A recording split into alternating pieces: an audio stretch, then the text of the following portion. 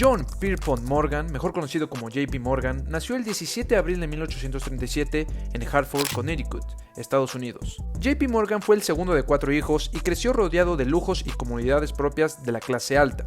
Nació en una familia adinerada y llena de lujos y comodidades. Su padre, Senior Spencer Morgan, era un exitoso financiero que cofundó una firma bancaria en Londres, Inglaterra, y su madre, Juliet Pierpont, provenía de una familia proveniente de Nueva York. Desde joven, Morgan mostró un gran interés por las finanzas y la banca, y fue enviado a estudiar a Europa a la edad de 16 años. Ahí adquirió una educación sólida en economía, finanzas y negocios. Durante su infancia, Morgan también estuvo expuesto a la industria ferroviaria, ya que su padre era accionista de una compañía de ferrocarril. Se dice que JP Morgan evadió el servicio militar durante la guerra civil al pagar a alguien para que luchara en su lugar.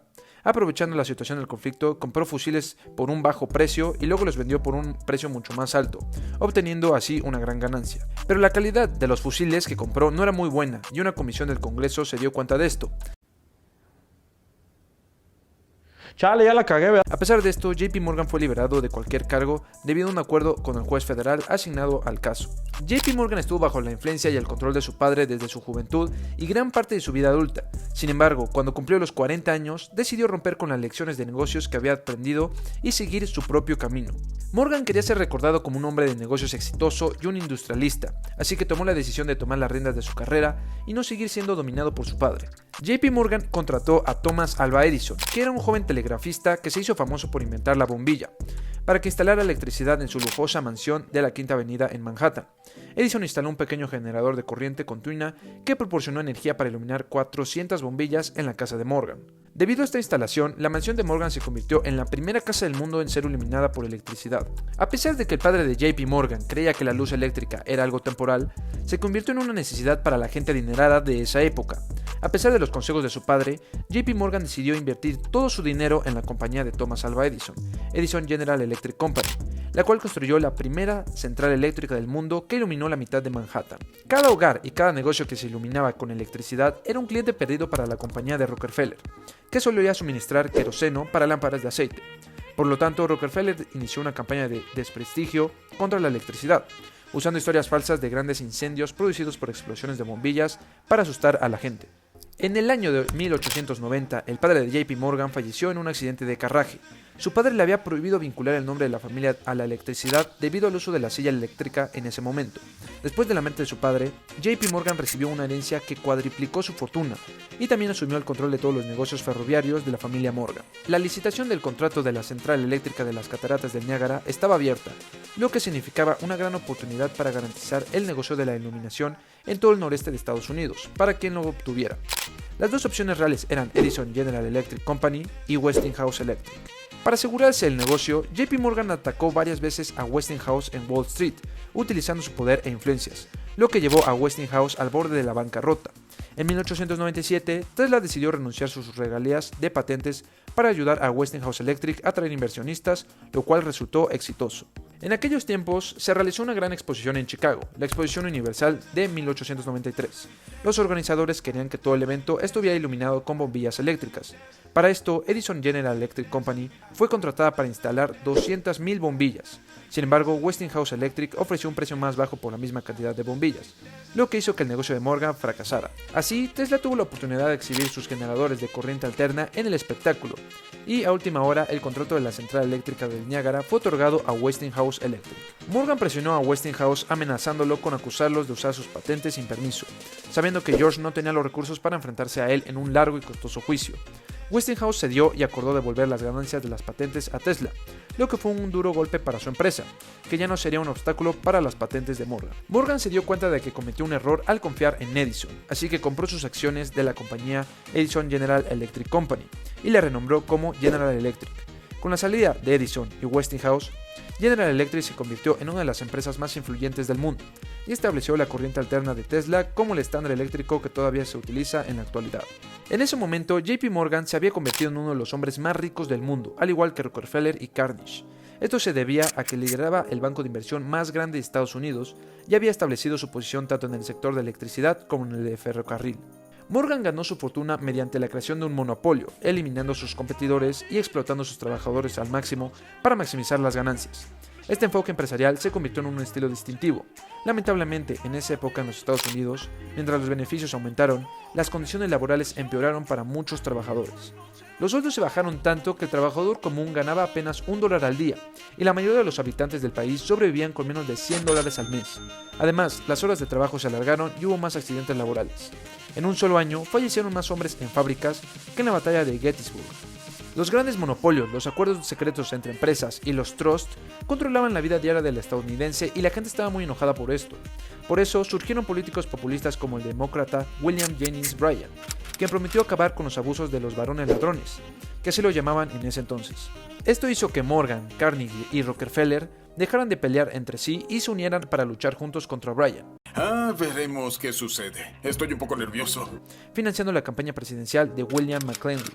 Bryan viajó por todo el país durante su primera campaña electoral, dando más de 500 discursos, pero no pudo competir con las tácticas de McKinley y los varones ladrones, quienes amenazaron a sus trabajadores con despedirlos si no votaban por él.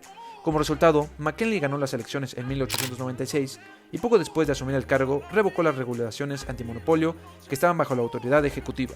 En aquel momento, Carnegie decidió vender su compañía siderúrgica Carnegie Steel Company a Morgan por $480 millones, lo que hoy equivale a más de $4.000 millones. Esta cantidad era incluso mayor que todo el presupuesto del gobierno federal de Estados Unidos en ese entonces. Esta venta hizo de Carnegie el hombre más rico del mundo y le permitió a Morgan tener el control de toda la industria del acero. Morgan se había vuelto muy poderoso económicamente, lo que hizo que el comisionado de la policía de Nueva York, Theodore Roosevelt, que también era político, se fijara en él. Roosevelt provenía de una familia adinerada, pero no presentaba como cercano a la gente común.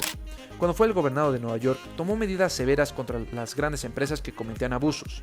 Los Robert Baron esperaron que Roosevelt se convirtiera en vicepresidente para silenciarlo, pero sus planes se frustraron cuando el presidente McKinley fue asesinado en 1901. Roosevelt asumió el cargo de presidente de los Estados Unidos después del asesinato de McKinley, lo que molestó a Morgan, quien lo consideró un rival en el mundo empresarial. Sin embargo, Roosevelt usó el poder de su gobierno, que tenía gran apoyo popular, presentó una demanda contra el monopolio ferroviario de Morgan y ganó la causa en la Corte Suprema. Ya valió madres entonces, Ya valió. ¿Escuchaste, pinche dinosaurio? Ya valió. La firma de Drexel Morgan & Company se fundó en 1871 por Anthony Drexel y John Pierpont Morgan. Drexel era un banquero y financiero, era conocido por su astucia empresarial y habilidades para las finanzas. La historia de la firma comenzó cuando Drexel decidió retirarse de la empresa que había fundado junto a su socio, Francis Martin Drexel. A pesar de su éxito, Drexel estaba cansado de las largas horas y los rigores del negocio, por lo que decidió retirarse y dedicarse a sus intereses personales. Poco después de su retirada, Morgan se acercó con él con una propuesta de asociación que cambiaría la historia de la banca y las finanzas en todo Estados Unidos. Morgan tenía un gran interés en el mundo de las finanzas y quería convertirse en uno de los banqueros más poderosos del país. Para lograrlo, sabía que necesitaba un socio de la talla de Drexel, y fue así como se unieron para formar Drexel Morgan & Company. La firma tenía sede en Nueva York, y se dedicaban a ofrecer servicios financieros de todo tipo, desde la emisión de bonos hasta la gestión de inversiones y la banca de inversión.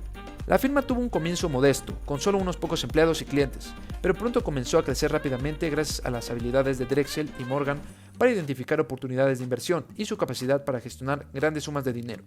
La firma se convirtió rápidamente en una de las más importantes de Wall Street, y su nombre se convirtió en sinónimo de éxito y poder.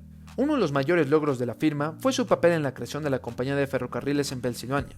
Drexel y Morgan invirtieron grandes sumas de dinero en la compañía, que se convirtió en una de las más importantes del país, y también se convirtieron en uno de los principales proveedores de financiamiento para la industria del acero y otros sectores clave de la economía estadounidense.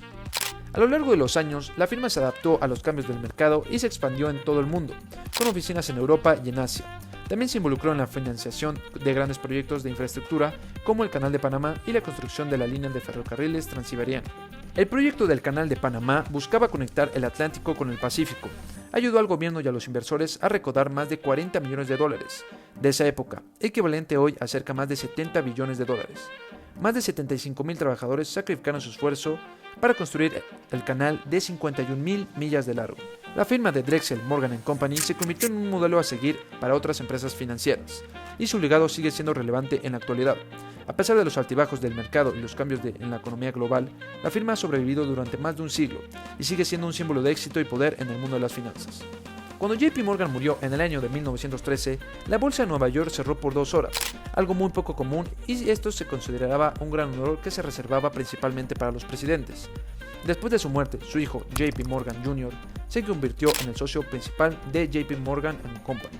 A pesar de su controvertido papel en la industria y finanzas estadounidense, JP Morgan también tuvo una historia filantrópica y actos benéficos. Algunos de los más destacados son los siguientes. Contribuyó con $1 millón para construir el Hospital de Investigación y Tratamiento del Cáncer en la Universidad de Harvard, que ahora lleva su nombre. Ayudó a financiar la restauración de la Biblioteca Pública de Nueva York y fue uno de sus benefactores más importantes, donando más de $2.000 millones en total. Estableció la Fundación Morgan en 1913, con una dotación inicial de $10 millones para apoyar la educación, la investigación científica y la caridad. Fue un importante patrocinador de las artes, especialmente de la ópera y la música clásica, y financió la operación de la Orquesta Filarmónica de Nueva York. Donó grandes sumas de dinero a universidades, incluyendo la Universidad de Harvard, la Universidad de Columbia, la Universidad de Princeton y la Universidad de Virginia. Estos actos benéficos también han sido criticados, ya que algunos argumentan que Morgan utilizó la filantropía como una forma de lavar su imagen y desviar la atención de sus controvertidos negocios y acciones en el mundo empresarial y financiero. Este pendejo. Aquí van algunos datos curiosos sobre JP Morgan. Dato número 1. En su juventud, Morgan se interesó por la arqueología y llegó a financiar varias expediciones arqueológicas. JP Morgan tenía una colección de arte impresionante y fue uno de los mayores coleccionistas de arte de su tiempo y adquirió algunas de las piezas más preciadas de la historia del arte, incluyendo cuadros de Rembrandt, Velázquez y James Bond. A su muerte, donó gran parte de su colección al Metropolitan Museum of Art de Nueva York. Dato número 3. JP Morgan tenía una aversión por las entrevistas y apariciones públicas. A diferencia de muchos otros hombres de negocio de su época, Morgan no disfrutaba de las apariciones públicas y evitaba dar entrevistas a la prensa. Dato número 4. JP Morgan ayudó a salvar el sistema bancario de Estados Unidos. Durante la crisis financiera de 1907, Morgan intervino para ayudar a salvar el sistema bancario estadounidense. Organizó un fondo de rescate que ayudó a estabilizar la economía y evitó el colapso del sistema bancario. Y dato número 5. JP Morgan era un gran apasionado de la navegación. Morgan era un ávido navegante y propietario de varios yates, incluido el Corsair, que era uno de los yates más grandes y lujosos de la época. Llegamos al final del video, espero que les haya gustado. Si les gustó, no olviden regalarnos un like y suscribirse para que no se pierdan de ningún video. También nos pueden dejar allá abajo en los comentarios qué es lo más que les gustó en esta historia. También si quieren que hablemos de algo en específico, nos los pueden poner allá abajo en los comentarios. Muchas gracias por haber visto el video y nos vemos en un próximo video.